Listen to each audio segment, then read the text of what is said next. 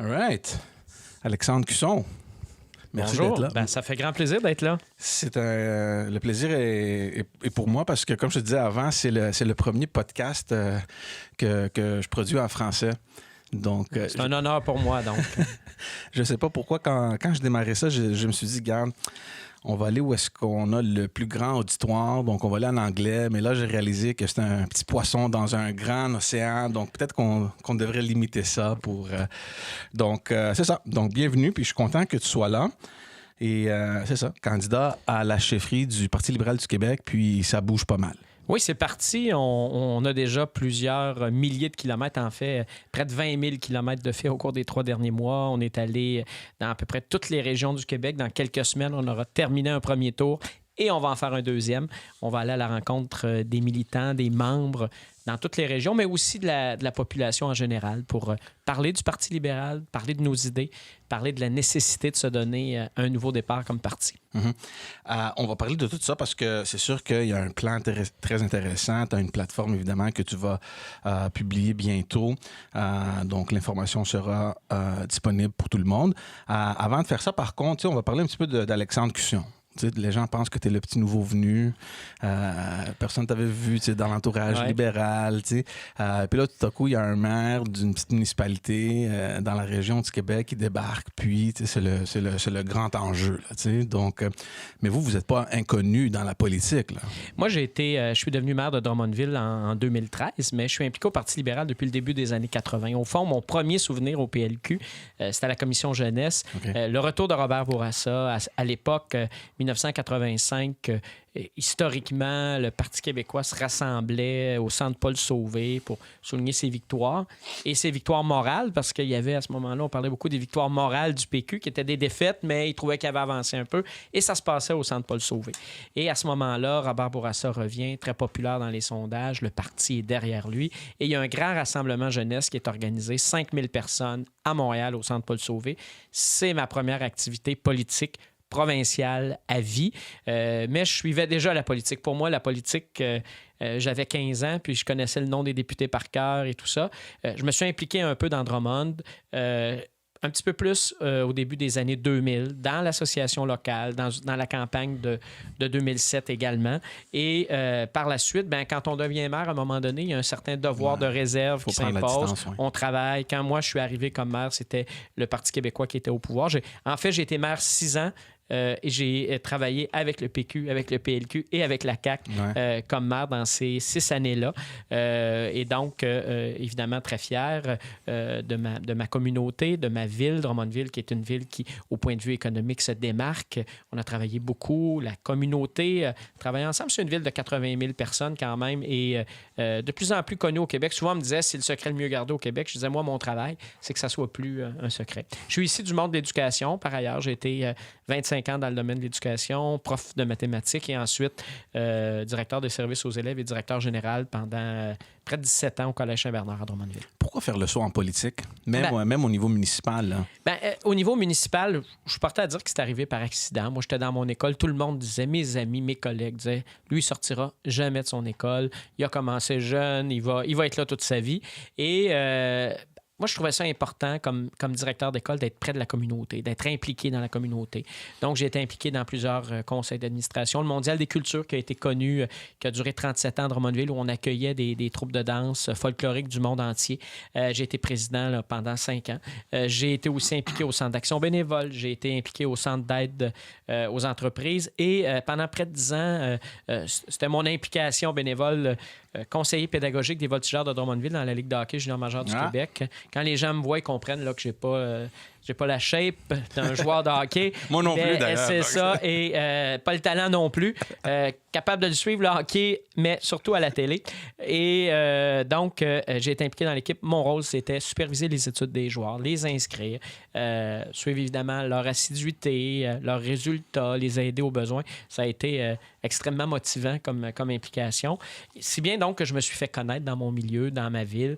Et notre mairesse, qui était en poste depuis 26 ans, en 2013, quand elle a décidé de quitter, elle m'a fortement encouragé à « tu devrais venir ». Je l'avais aidé dans sa dernière campagne. « Tu devrais y aller, les gens t'apprécient », tout ça. Donc, je me suis présenté en 2013. J'ai été élu quand même avec 74,5 % des voix. Une belle victoire, une victoire encourageante. Et j'ai eu, moi, un privilège en 2017, celui d'être réélu sans opposition. Le maire de la ville la plus populeuse au Québec à ce moment-là qui a été réélu sans opposition pour un deuxième mandat. Et dès le lendemain de l'élection, je suis devenu président de l'Union des municipalités du Québec. J'étais premier vice-président.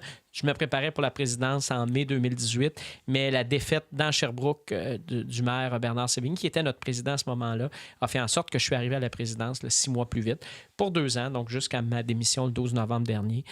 Comme président de l'UMQ, bien évidemment, j'ai été appelé à me promener partout au Québec, à rencontrer des organismes communautaires, des organismes de développement économique, les chambres de commerce, les élus municipaux, les leaders locaux.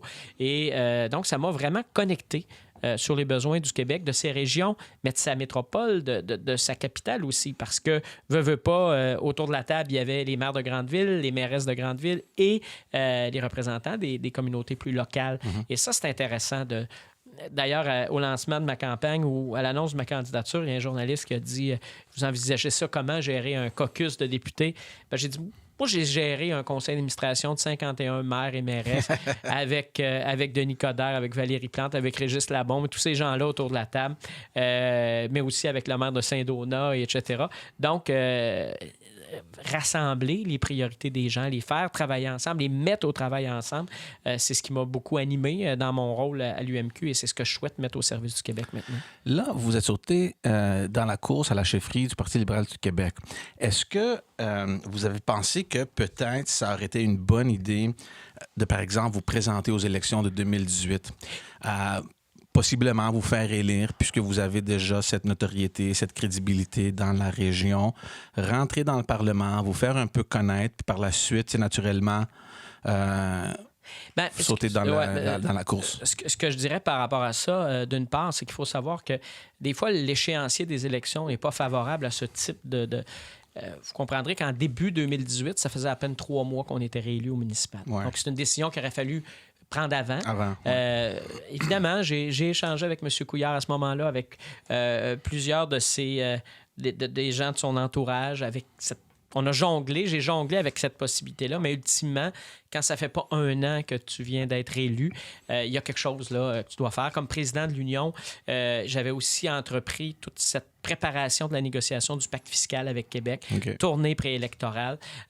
Donc, ça devenait difficile de laisser tomber les gens pour lesquels je m'étais engagé. D'ailleurs, si on n'avait pas signé le pacte fiscal cet automne, au mois d'octobre, je ne serais pas ici aujourd'hui parce que j'aurais terminé ce que j'avais commencé. Il faut savoir, le pacte fiscal, là, c'est une entente de un peu plus de 7 milliards entre Québec et les municipalités. On a réussi à obtenir une augmentation de 69 % des transferts sur une base annuelle. C'était une grosse négociation et je devais aux gens qui m'avaient fait confiance de me rendre au bout de ce dossier-là. Et là, on dirait que les astres se sont alignés pour me rendre disponible. Donc là, la campagne s'est lancée. Puis il paraît que dès le tout début, il y a eu comme un petit affrontement avec l'équipe Anglade. Surtout, il y a plein d'articles qui sont sortis. On entendait parler de ça partout. Sur la question de l'éthique. Puis il y a eu des attaques. Puis évidemment, on n'est pas ici pour nous attaquer. De toute façon, comme je t'ai dit avant qu'on commence l'enregistrement, c'est pas RDI, c'est pas LCN, c'est un balado amical. On échange, puis on a une conversation. L'éthique, pour vous, là, pourquoi est-elle tellement importante? D'abord, moi, je pense que le premier problème qu'on vit, c'est une question de perception. Quand je suis arrivé en politique municipale, je l'ai entendu, qu'on se rappelle, moi, je suis arrivé en politique municipale en 2013. En 2013, là, c'était 1 an après la démission de Gilles Vaillancourt. Et bon, je pourrais vous faire une liste. C'était pas... disons que l'image des élus municipaux, là, c'était pas formidable. Ce que je voyais sur le terrain, il n'y avait pas de mesure avec ce qu'on entendait, ce qu'on voyait. Je pense que la plupart des élus sont des gens honnêtes, sinon la presque totalité. Et puis dans tous les métiers, il y a des gens qui font pas leur job, puis il y a des gens qui sont croches. Puis bon, ça devrait pas arriver, ceci dit, mais ça arrive. Alors, on a eu à travailler ensemble sur l'image des élus municipaux. Et là, j'arrive en politique provinciale, j'annonce le fait que je vais être candidat au mois de novembre et je commence à recevoir tous les messages du monde. Toi, je t'aimais, mais je savais pas que tu étais un voleur, un crosseur. Et alors que, il faut se le dire, là, il y a eu des ajustements à la loi électorale, au financement des partis politiques. Il y a énormément de travail qui a été fait par l'ensemble des partis On n'est plus où on était au Québec au niveau de tout ça. Cependant, on est obligé de constater que ce n'est pas rendu dans les maisons. Les gens ont encore cette image que les élus, que les politiciens en général sont des corrompus. Et moi, je dis, quand cette image-là ne reflète pas la réalité, ça veut dire qu'il faut marteler encore plus fort la réalité pour qu'ultimement, le message se rende. Mm-hmm. Alors moi, ce que j'ai dit quand j'ai lancé ma campagne, c'est le ménage a été fait en politique québécoise. S'il y a eu des gens qui ont commis des gestes dans le passé, qu'on enquête, qu'on les accuse, puis s'il n'y a pas d'accusation à faire, qu'on ne les accuse pas, puis qu'on passe à d'autres choses. Ceci dit, on doit regarder en avant. Puis regarder en avant, c'est dire aux gens, écoutez, on va vous montrer à quel point c'est plus et c'est pas ce que vous pensez. Et la meilleure façon de le faire, c'est d'y accorder une attention spéciale. Et c'est pour ça qu'en lançant ma campagne, et c'est pas le thème principal de ma campagne, et d'ailleurs, il y a des gens qui m'ont dit, pour parler d'éthique au lancement de sa campagne, il faut être sûr de soi, parce que quand tu parles d'éthique, probablement qu'il y a bien des gens qui fouillent puis qui essayent de trouver où toi, tu aurais manqué d'éthique pour te remettre sur le nez. Ça me rend pas nerveux. Pas du tout, d'ailleurs. Et donc, là-dessus, pour moi, c'était important de le dire. Alors, c'est pas en lien avec Dominique Anglade, c'est en lien avec ce en quoi on croit et il n'était pas question d'attaquer qui que ce soit là-dedans. Maintenant, il y a des journalistes qui, lors du point de presse, m'ont demandé vous dites que vous en entendez parler, votre adversaire dit qu'elle n'en entend pas parler. Alors moi, je dis je ne suis pas avec elle, je ne commenterai pas ce que vous dites. Moi, je vous dis que j'en entends parler. Donc, ce n'est pas une attaque contre personne. Pour moi, c'est la réalité. J'en ai entendu parler et je veux qu'on démontre. Et au Parti libéral du Québec, s'il y a un parti qui a accepté d'ouvrir ses livres, qui a accepté de répondre à toutes les questions, qui a fourni tous les documents, qui lui était demandé, qui a adopté un code d'éthique, qui s'est donné des règles, c'est bien le PLQ. Mais c'est ça que j'allais vous dire, parce que vous avez dit, vous avez parlé de mettre en place une direction de l'éthique et de la conformité au parti. Quand aussi vous serez élu premier ministre, vous allez déposer un projet de loi pour que les autres partis aussi mettent en place une telle structure. Et on a déjà, au Parti libéral du Québec, un code d'éthique et de déontologie. Donc, on fait quoi avec ça? Bon, et il faut s'assurer qu'on l'applique, et je pense que c'est le cas, là, je ne remets pas ça en doute. Mais c'est beaucoup plus large que ça, pour moi, une direction de l'éthique. C'est quelqu'un qui peut conseiller nos permanents, mais qui peut conseiller nos membres d'association, nos présidents, nos présidentes, qui peuvent dire, écoute, on prépare telle activité, y a-t-il des choses auxquelles il faut faire attention? Parce que les gens partout dans les régions ne connaissent pas toujours tous les détails, veulent bien faire, il faut qu'ils fassent attention. Est-ce qu'il faut que je mette telle indication ou pas telle indication sur une publicité, payée par, autorisée par, le nom de l'imprimeur? Il y a des détails. Donc, c'est quelqu'un qui vient en soutien. Mais on pense beaucoup financement. Mais quand on parle de conformité aux lois, aux politiques, il y a aussi toute la question, il existe des lois sur la protection des données personnelles. Il existe évidemment des lois sur le harcèlement, sur l'intimidation. Comment on s'assure? Parce que qu'on les applique politiquement, parce qu'ultimement, là, ce qu'il faut démontrer, c'est que les politiciens, les partis politiques donnent l'exemple, sont crédibles, sont cohérents, et c'est le sens de ma proposition. Vous avez parlé aussi de commencer avec... d'instaurer des investitures ouvertes. Oui. Okay. Ça, c'est une demande de la Commission jeunesse, d'ailleurs. Oui, c'est une demande de la Commission jeunesse. Évidemment, vient la question de la parité homme-femme, la présence des jeunes, des communautés culturelles, un mode de sélection qui sera basé sur des critères, évidemment basés sur l'éthique, évidemment d'autres choses aussi, là, mais surtout l'éthique.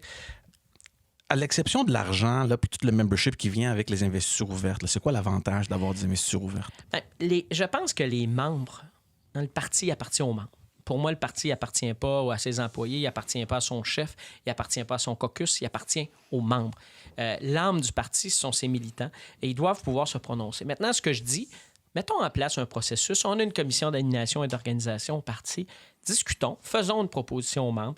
C'est une demande qu'on a. Évidemment, quand on fait une investiture, c'est pas tant une question d'argent que c'est une question de membership. On intéresse les gens à nos idées, on intéresse les gens à notre parti.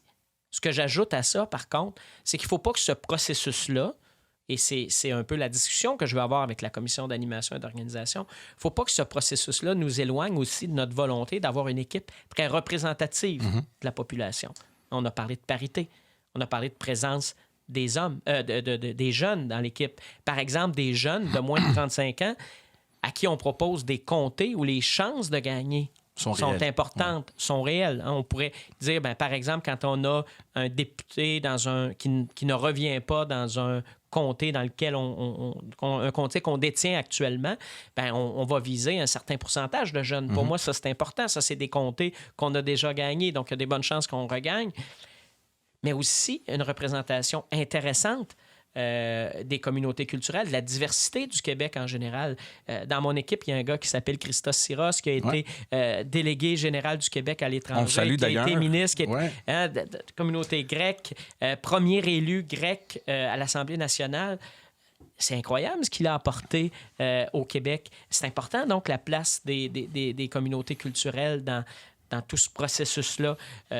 Pour moi, on ne peut pas passer à côté. Donc, il va falloir que notre processus... Moi, je ne veux pas, comme chef de parti, passer 2 puis 3 semaines à expliquer que, par exemple, on a une surreprésentation masculine dans l'équipe, etc. Donc, il faudra se donner des moyens, il faudra y arriver, mais il faut surtout donner de la place aux membres. Moi, je ne suis pas tant à la recherche de candidats vedettes nationales, mais des vedettes locales.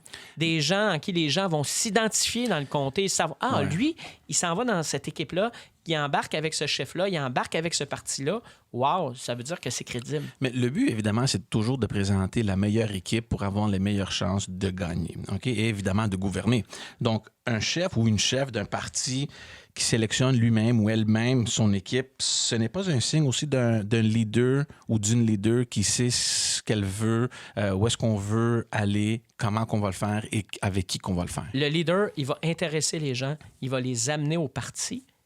Et le leader va faire en sorte que ces gens-là vont être ensuite, avec lui ou sans lui, être capables de convaincre les autres, mais n'imposera pas. Pour moi, un vrai leader n'impose pas. Et ça ne veut pas dire, et on se comprend bien, puis je pense qu'on est tous à la même place dans le parti là-dessus, ça ne veut pas dire nécessairement que le processus va nous amener à 100% d'investitures ouvertes, mais on va trouver... Et il faut que ce soit des investitures ouvertes sérieuses. Il ne faut pas que ce soit dire, oui, on fait des investitures ouvertes, on les ouvre à 15h30, puis à 15h45, on les referme quand la personne qu'on veut a posé sa candidature. Moi, je ne suis pas comme ça. Si je pense que c'est pas de même. Donc, est-ce que, par exemple, on va donner un plus grand rôle à l'association de comté dans le processus de réflexion, de vote, etc.? C'est la réflexion qu'on devrait avoir comme parti. Est-ce qu'on protège les députés sortants? Bien, ça, c'est un élément qui est intéressant. À partir du moment où quelqu'un a gagné son comté, qu'il est présent, qu'il a été présent, je pense que, oui, il faut avoir un processus et un processus qu'on détache de l'argent. Parce qu'on ne veut pas... on est tanné de se faire dire c'est toujours une question d'argent, etc. Ouais. Oui, je pense qu'il y a du financement politique à faire. C'est normal, c'est la base de notre démocratie. Mais un processus où vraiment on s'est donné des objectifs comme parti, au niveau du membership, au niveau de la présence dans le comté, etc. Une liste de critères, par exemple. Oui, qu'on pourra définir. Et c'est pour ça que, pour moi... Je ne peux pas arriver en disant on va être ouvert, on va trouver des idées ensemble, mais voici, ça va être ça, ça, ça, ça, ça. Donc, il faut avoir ce débat-là dans le parti, mais moi, je suis ouvert à ce qu'on en arrive à une conclusion comme celle-là. Parfait. Vous avez parlé aussi d'une organisation forte, donc de revoir notre parti, le Parti libéral du Québec, d'être à l'écoute de ses membres, de donner plus de flexibilité aux coordonnateurs pour faire leur travail, par exemple, sur le terrain. Pourquoi est-ce que, d'après vous, pourquoi est-ce qu'il y a ce rapprochement envers les membres qui s'est perdu? Qu'est-ce qui s'est passé? C'est difficile à comprendre parce que je pense que le Parti libéral du Québec a toujours été proche des priorités des régions. On n'a peut-être pas bien communiqué ses préoccupations. D'ailleurs, pour moi, je pense qu'en 2014 et 2018, on a fait un excellent travail. Est-ce que ça a été parfait? Non, mais des gouvernements parfaits, il n'y en a pas. Mais... force est de constater que c'est pas comme ça que ça a été reçu. Le résultat, il est sans équivoque, le résultat du 1er octobre 2018. Donc, ça commande des changements. Le premier changement, c'est dans notre façon de communiquer, de parler avec les gens. Moi, j'ai fait 2 grands tours du Québec dans un autre rôle. Puis ça, des fois, ça me donne une perspective différente. Là, je fais un tour comme candidat. Les gens s'adressent à moi comme candidat, avec évidemment leurs idées, ils veulent me convaincre, etc. Quand j'ai fait mes 2 tours comme président de l'Union des municipalités du Québec, davantage à l'écoute, dans l'échange, c'était intéressant tout ce qui se communiquait à ce moment-là. Si j'ai retenu une chose, là, c'est que les gens des régions, ils ont une espèce de radar qui leur dit quand on n'est pas sincère. Il y a une espèce de radar. Vous venez ici juste pour gagner des votes. Vous n'aviez pas besoin de nous avant, maintenant vous en avez besoin et là, on est important. Et ça, cette sincérité-là, il va falloir la faire connaître, la faire ressentir aux gens. Pour moi, ça se fait comment? Bien, c'est en étant présent. Il faut que le chef soit présent, qu'il donne l'exemple aux membres du caucus, en étant lui-même sur le terrain. Le 1er juin, là, on s'engage dans la campagne, vers la campagne de 2022. C'est-à-dire, moi, je dis, je vais aller rencontrer chaque association, chaque année, on va échanger, on va discuter avec eux.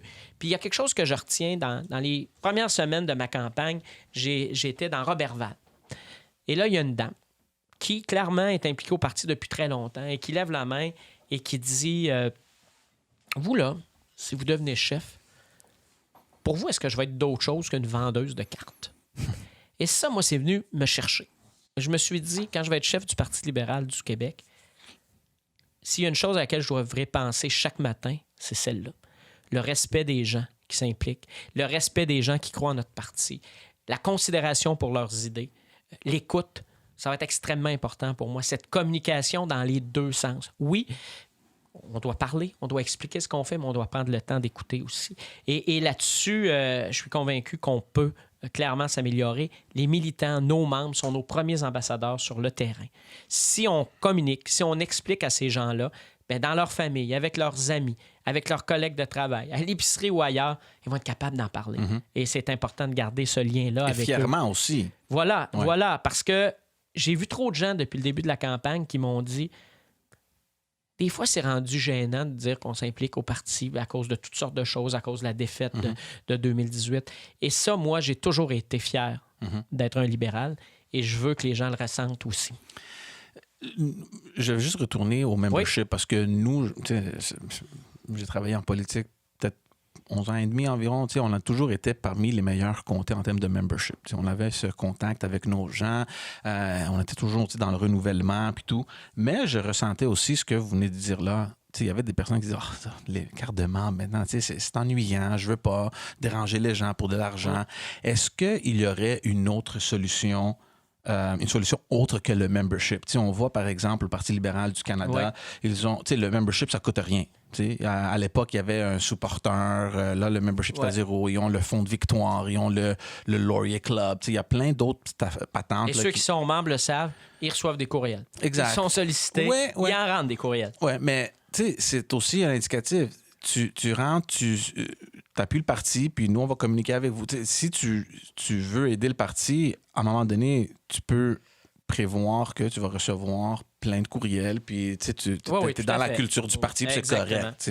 Exactement. Mais est-ce qu'il y aurait une autre solution? Bien, c'est une discussion qu'on pourrait avoir, qu'il y a déjà eu d'ailleurs au PLQ au cours des dernières années. Les gens ont choisi le statu quo dans un esprit de renouvellement, dans un esprit où on va donner plus de place encore à nos commissions nationales, qu'on va prendre le temps de les rencontrer, de les écouter. Bien, c'est peut-être un type d'élément d'une révision de nos structures, de nos façons de faire, qui pourra être débattu. Et ça peut être extrêmement intéressant. Le financement, est-ce qu'on le garde à 100 $ maximum? C'est certain ça, c'est venu vraiment embêter plein de gens. Puis, le but de ça, c'était évidemment d'éliminer toute l'affaire de prête-nom. Mais à mon avis, à moi, c'est beaucoup plus facile d'avoir des prête-noms à 100$ que d'en avoir à 3000$, comme à l'époque. Je dis pas que on a des prête-noms, mais c'est beaucoup plus facile d'avoir des prête-noms à 100$. Et c'est venu vraiment couper les jambes des partis. Oui. Il y a la question aussi de dire que quand on donne un plus gros montant, on a peut-être l'impression que la personne est plus redevable. Et quand le montant est plus petit, c'est moins le cas. Je ne partage pas nécessairement ça, mais j'ai entendu ça. Je suis porté à dire que c'est souvent comme ça que ça se passe dans la vie. Quand on veut corriger, souvent on passe d'un extrême à l'autre. Ouais. Là, on est passé à l'autre extrême. C'est sûr qu'à 100 $, ça rend les choses très difficiles pour faire du financement. Ça ramène la question, est-ce que le financement public est suffisant? Est-ce que notre démocratie n'en souffre pas ultimement? Parce que, et ça, c'est bon pour tous les partis, là. On ne parle pas que du PLQ, là. Qu'un parti politique, un courant d'idées, que des gens qui soumettent des idées au débat aient les moyens de le faire, c'est extrêmement important en démocratie. C'est la participation militante aussi. Moi, je me rappelle à l'époque où le financement se faisait à 3000$. On n'en a pas fait, nous, à 3000$, mais à 1000 puis à 500, on en a fait. Puis on avait des personnes qui venaient nous supporter, qui donnaient à nous, puis qui donnaient à 2 ou 3 autres députés parce qu'ils aimaient ça. Ils voulaient supporter un groupe de députés. Puis ils faisaient comme plein de différents petits financements. Puis ils aimaient ça. Il s'impliquait. Il allait voir du monde, des membres de différentes associations. C'est sûr qu'à 100 $ par année, tu peux pas faire 14 comtés. Non, mais c'est fini. C'est fini. Tu sais, au pire, tu vas faire 2, puis tu vas diviser 50-50, puis ça donne rien. Mais ça donne, c'est correct, c'est de l'argent. Mais c'est une grande différence, là, entre donner 2 fois 250 puis 2 fois 50. Ça a un impact très important sur le financement, sur, je dirais, la vitalité des partis politiques, clairement. Mais c'est un choix qu'on a fait au Québec et pour le moment, on va vivre avec. On va parler de nouveaux défis. Évidemment, l'environnement prend une place pas mal centrale. Vous avez parlé de transition énergétique, comme quoi que c'est le prochain grand projet de société. Parlons-en un petit peu de ça. C'est quoi le plan? Bien, justement, il faut avoir... Le premier plan, c'est qu'il faut avoir un plan. Il faut savoir où on s'en va. En campagne électorale, en 2018, on a parlé, par exemple, des pailles de plastique. C'est une bonne idée qu'on fasse de quoi à ce niveau-là. Mais il faut regarder la réalité et puis dire si on fait que ça, ben, l'impact, il va être négligeable. Il faut un plan. Il faut un plan intelligent, il faut un plan réaliste. Il faut arrêter de penser que dans 3 ans, il n'y aura plus de voitures à essence. C'est pas vrai. Ça n'arrivera pas. L'émission des gaz à effet de serre, dans les derniers relevés, là, on parle de 40, 45, 43 % si je ne me trompe pas, des émissions de gaz à effet de serre qui proviennent du transport. Alors évidemment, il faut s'attaquer aux plus gros morceaux. Hein. Quand on a une montagne devant nous, on va y aller morceau par morceau, mais on va essayer d'enlever les plus gros morceaux en premier. Ouais. Bien là, c'est la même chose. Je pense que c'est vraiment de ce côté-là. Il faudra s'attaquer à toute la question du transport collectif dans les grands centres, dans les grandes villes, mais bien au-delà. Il faut aller voir comment, par exemple, on va relier nos régions. Comment, à l'intérieur d'une région, on est capable de mettre quelque chose en place. Et ce n'est pas nécessairement des grands réseaux. Il existe aujourd'hui des plateformes collaboratives. Qu'est-ce qu'on fait au Québec de ce côté-là pour progresser? Oui, à Montréal, avec les projets qu'on connaît. Oui, à Québec, avec les projets qu'on connaît. Mais aussi à Gatineau, aussi à Trois-Rivières, aussi à Sept-Îles, aussi au Lac-Mégantic. Partout. Comment on peut trouver des solutions pour réduire cette dépendance à la voiture, ultimement la dépendance au pétrole? Donc, c'est extrêmement important. Au cours de la campagne, on fera des propositions clairement là-dessus et très bientôt. Ça, c'est évidemment un projet comme ça, parce que je vois aussi l'équipe de Mme Anglade qui a mis l'environnement dans une place centrale, puis c'est normal. C'est quelque chose qui suscite beaucoup d'intérêt. Comment est-ce qu'on vend ce type de projet-là à la population pour maximiser l'intérêt des gens et leur participation? Bien, moi, la première chose que j'ai envie de dire là-dessus, mon expérience comme maire me sert. Moi, je dirais que les gens y croient, mais très souvent ont de la misère à passer de la parole aux actes, c'est-à-dire que les grands gestes de l'environnement qui ne nous impliquent pas personnellement, on trouve qu'ils sont beaucoup plus importants et faciles à réaliser que de mieux gérer, par exemple, nos matières résiduelles individuellement, etc. J'ai compris aussi que c'est pas en écœurant, si vous me permettez l'expression, en écœurant le monde qu'on va les amener à avoir une plus grande considération pour l'environnement. Donc, il faut le faire de façon positive. Il faut expliquer aux gens qu'est-ce que ça va donner, ce qu'on va faire. Il faut que les gens eux-mêmes passent vraiment à l'acte, qu'il y a un appel à l'action. Et ça, c'est vrai dans la gestion de nos matières résiduelles, dans la gestion de nos déplacements. La transition énergétique, pour moi, c'est pas une affaire de 3 ans, là. C'est l'affaire d'une génération. Mais il faut commencer. Et on est en retard là-dessus.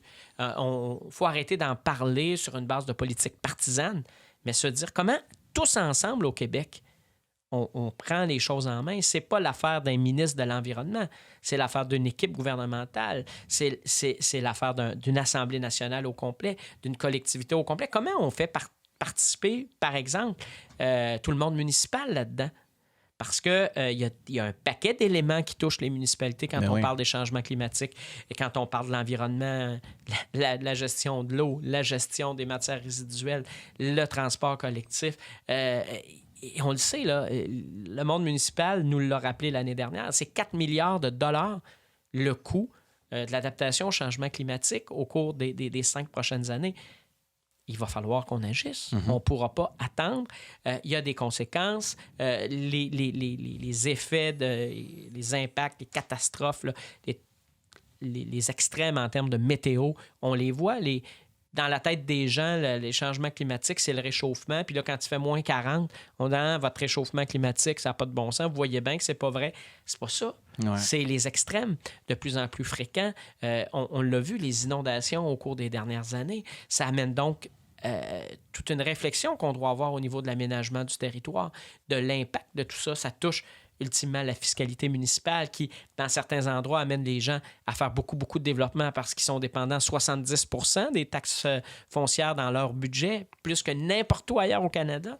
Ouais. Il faut évoluer. Il va falloir évoluer le plus rapidement possible, mais il va falloir avoir surtout un plan, une destination finale et des étapes incontournables en cours de route. Vous avez mentionné la gestion de l'eau, puis au lancement de votre campagne, vous avez parlé de nationalisation. C'est quoi l'idée? J'ai surtout parlé d'exploitation responsable de l'eau potable en disant, si on n'est pas capable de trouver des solutions à un moment donné, il faudra aller jusqu'au bout. Ultimement, moi, je ne crois pas qu'on doive aller jusqu'au bout. Il faut trouver des solutions.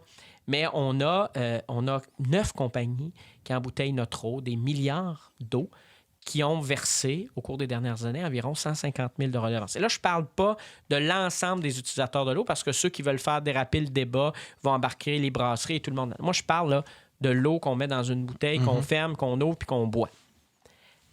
Il y a un coût environnemental, souvent, du contenant de plastique quand on n'utilise pas des contenants réutilisables. C'est énorme. Mais ça, c'est une richesse collective. On n'a pas l'impression qu'elle est menacée au Québec parce qu'on a beaucoup d'eau, on a cette chance-là. Mais quand on regarde un petit peu les prédictions de l'Organisme mondial au niveau de la santé et ailleurs, on dit que le pourcentage de la population qui va souffrir de stress hydrique, dans 10 ans à peine, il est en croissance de façon importante. Autant on a été à la recherche du charbon au 19e siècle, du pétrole au 20e siècle, la ressource du 21e siècle, ça va être l'eau. Moi, je dirais, occupons-nous-en avant qu'on ait soif. Et c'est dans ce sens-là que je parle d'exploitation responsable. Quand je dis il faut que l'eau paie pour l'eau, on a un paquet d'endroits au Québec où les municipalités qui produisent l'eau potable ont des besoins d'amélioration, de rénovation, de développement d'usines d'eau potable. Chaque fois qu'il y a des programmes qui sont lancés par Québec et Ottawa là-dessus, en quelques semaines, il y a 4, 5, 6, 7 fois plus de demandes que l'argent disponible. Et pendant ce temps-là, ce sont des milliards de litres d'eau qui sont embouteillés. L'Ontario, il y a quelques années, a multiplié ses redevances de façon importante. C'est toujours 7 fois plus qu'au Québec qui est perçu. Alors, il va falloir se poser des questions de société là-dessus, puis faire des choix. Et donc, pour moi, c'est extrêmement important. On va terminer bientôt. Je sais que vous êtes très occupé. Je veux parler des villes et des régions. Je ne sais pas si c'est moi, vous êtes quelqu'un des régions, donc vous allez pouvoir me dire, mais j'ai l'impression que la dernière année, peut-être année, depuis l'élection, bref, là, qu'il y a une déconnexion entre les villes et les régions. On s'éloigne un petit peu, il y a une division même. Je ne sais pas si les projets de loi 21, les projets de loi 9 que le gouvernement a adoptés ont quelque chose à faire avec ça. Je ne sais pas si c'est la situation économique qui fait en sorte que les gens sont beaucoup plus attirés par les grandes villes que les régions. Je veux avoir votre point de vue là-dessus. Je ne sais pas si c'est vrai. Mais je serais porté à dire qu'on l'a souvent entendu, c'est un bon vieux proverbe, diviser pour régner. Et moi, j'ai l'impression qu'au Québec, on est beaucoup là-dedans depuis 2018. C'est-à-dire que le gouvernement se présente, on est le gouvernement des régions. Nous, on va se tenir debout face à la méchante Montréal, puis vous allez voir, on va s'occuper de vous. Dans les faits, il n'y a pas grand-chose qui se passe de différent. Mais c'est souvent cette image-là qu'on a voulu donner. Je me référais à la loi 21, le projet de loi 21 qui est souvent honni à Montréal, où il y a des cas d'espèces, puis adulé en dehors de Montréal, où il n'y a pas à peu près pas de cas là, au quotidien. Ouais. Donc, on a présenté, à mon avis, cette loi-là pour ce qu'elle n'est pas, et on a réussi à diviser. On parlait du PEC. Évidemment, au niveau de tous les programmes d'immigration, on a utilisé cette espèce de peur qu'il y a des gens qui ont des préoccupations, etc. Moi, je suis capable d'entendre ça. On peut échanger là-dessus, mais on ne peut pas, au nom de l'obtention de vote, on ne peut pas, au nom de la politique, tabler sur la division. Et ça, moi, ça me préoccupe énormément. Donc, on l'a vu, là, on a entendu le premier ministre dire... par exemple, des gens des chambres de commerce qui disaient c'est important l'immigration pour nous parce qu'on fait face à une pénurie de main-d'œuvre.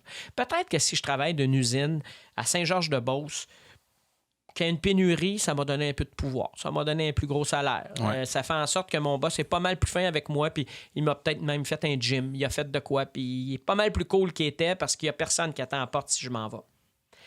Cependant, la rareté de main-d'œuvre, là, c'est aussi les infirmières qui manquent dans les hôpitaux. C'est aussi des enfants qui n'ont pas de profs dans leurs écoles depuis le début de l'année parce qu'il manque de gens. C'est ça, la réalité.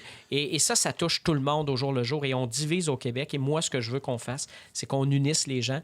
On a accusé les gens de chambre de commerce de vouloir du cheap labor à ce moment-là. C'est le premier ministre lui-même qui s'est attaqué à des gens, par exemple, de la Chambre de commerce de Montréal. Moi, je trouve ça honteux qu'on fasse ça.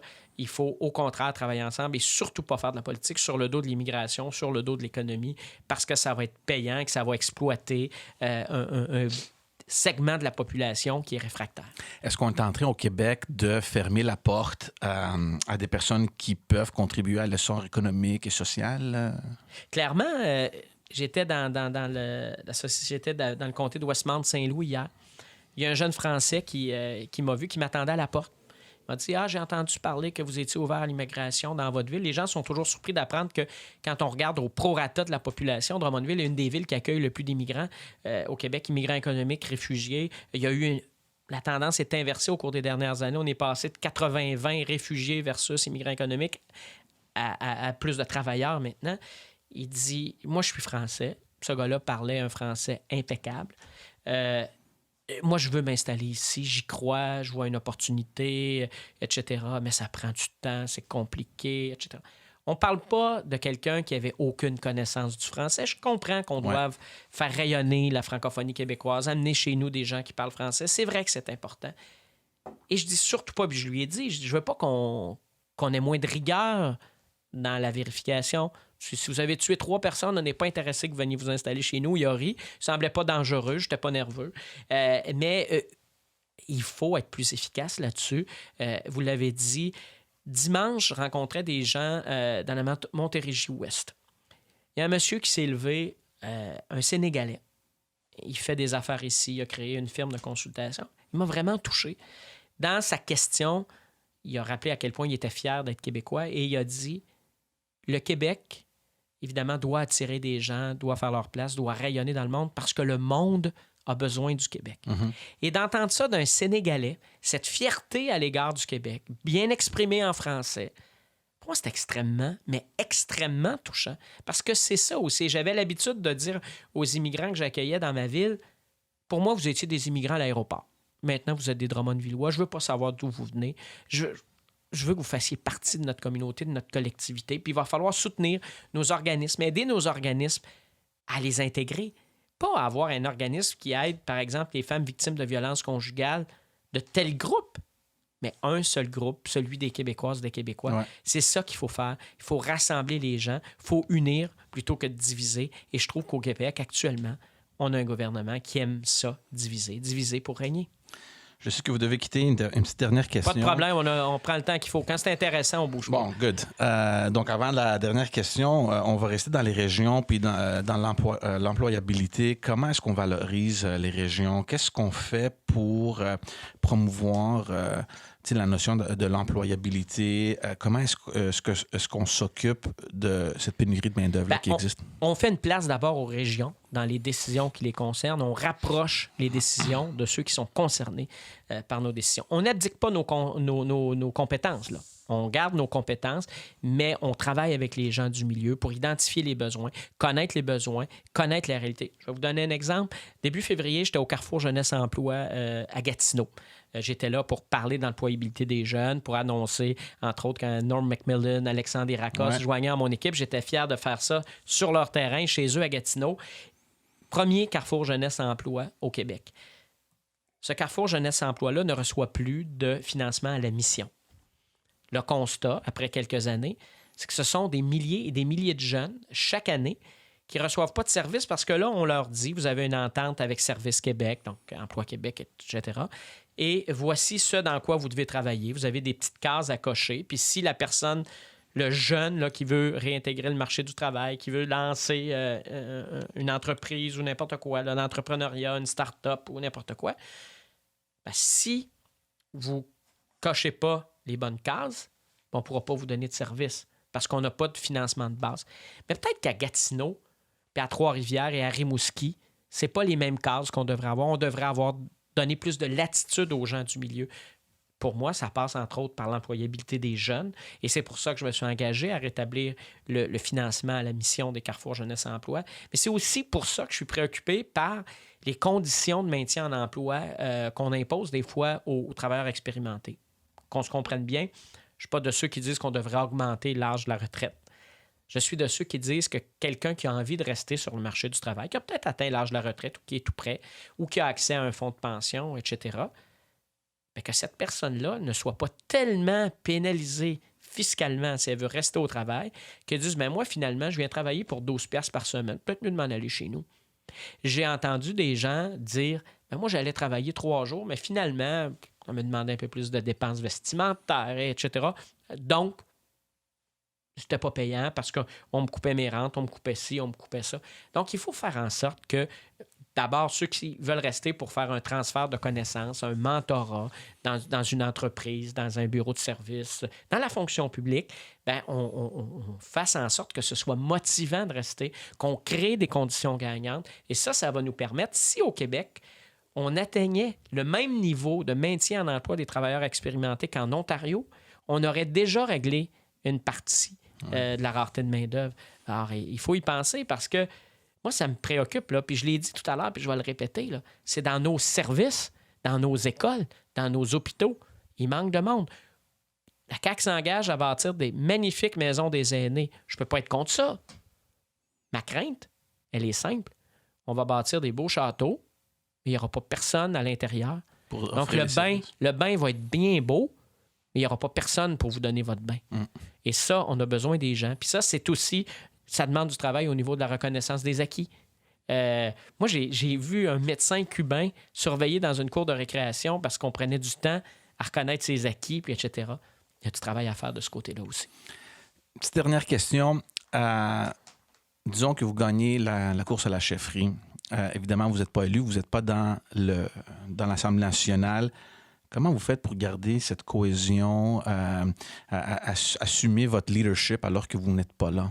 Bien, d'abord, moi, je ne serai pas quelqu'un qui va me promener d'un député à l'autre pour demander à quelqu'un de prendre la porte. Ça, je peux dire dès le départ. Ce que ça me permettra de faire, c'est de rester en contact avec nos militants, me promener dans les régions. Évidemment, être présent avec nos députés à l'Assemblée nationale, insuffler ce leadership-là, m'assurer qu'on fait un beau travail, qu'on est cohérent, qu'on est là. Parce que des fois, je me dis, il faut être plus présent. On est l'opposition officielle. Il faut faire valoir nos points de vue. Il faut être les premiers sur la nouvelle. Et il faut être capable de dire aussi, si le gouvernement fait quelque chose de bien, écoutez, on vous appuie, puis on espère que ça va arriver rapidement. Puis quand ça n'a pas de bon sens, il faut lever la main pour le dire. Il faut mettre un terme à ces façons de faire où finalement, tu es dans la gang ou tu ne l'es pas, puis si tu n'es pas dans la gang, tu n'es pas fin, puis on ne s'occupe plus de toi. Je pense que là, on a beaucoup de travail à faire de ce côté-là. Mais je suis convaincu d'une chose, c'est qu'il y aura à un moment donné un comté disponible et à ce moment-là, on évaluera. Mais je ne serai pas le premier à ne pas arriver à l'Assemblée nationale le lendemain. Et pour moi, on verra au fur et à mesure que ça ira, mais ça dépendra des circonstances. Mais comme je le dis, je le répète, pour moi, ce n'est pas un problème. Je serai présent, je serai dans les régions. On préparera notre plateforme, on rencontrera des membres, on rencontrera des électeurs. Et quand il y aura une occasion, on en profitera. Un gros merci. Vous avez contribué à briser la glace pour entrer dans le monde francophone des balados. C'est un plaisir. It was a pleasure. Et voilà. On va terminer ça en anglais. Merci beaucoup. Bonne chance, bon succès. Puis, en tout cas, moi, je suis ça de près anyway. Donc, merci on va beaucoup. se voir bientôt. C'est un plaisir d'être ici.